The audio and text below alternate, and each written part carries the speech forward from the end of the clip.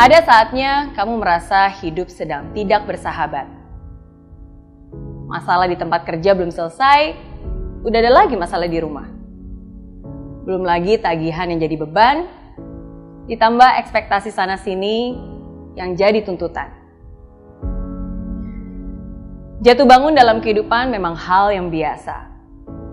Kadang kita di bawah, kadang kita di atas, kadang kita di bawah lagi.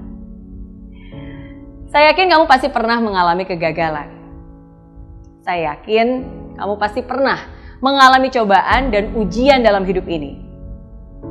Dan kamu pun tahu, ketika kamu optimis, maka kegagalan itu bisa kamu ubah menjadi pembelajaran. Ketika kamu optimis, ujian itu bisa kamu ubah menjadi sebuah pengalaman yang menguatkan. Tapi semua itu berbeda ketika kegagalan dan kejatuhan membawamu jauh ke bawah. Semua itu berbeda ketika kamu berada di lembah kelam. Ketika kamu kehilangan segalanya. Ketika semua yang sudah kamu bangun selama ini hancur dalam seketika. Semua itu berbeda ketika kamu berada di titik terendah. Di mana kamu merasa inilah akhir dari segalanya. Tidak mudah memang, sangat tidak mudah. Karena saya pun pernah mengalaminya.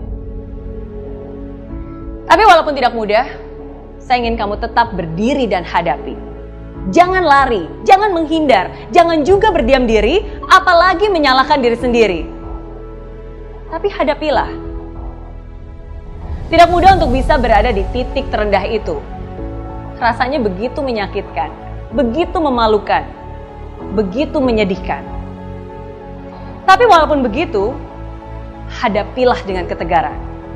Walaupun kamu harus jalani sendiri, hadapilah dengan segenap hati. Walaupun begitu banyak ketakutan yang menghantui perasaan, hadapilah dengan keyakinan. Walaupun kadang kesedihan seringkali datang bercampur dengan penyesalan, tapi hadapilah dengan ketegaran. Dan saya ingin kamu sadar bahwa titik terendah itu bukanlah titik terakhirmu. Titik terendah bukanlah titik di mana kamu harus menyerah.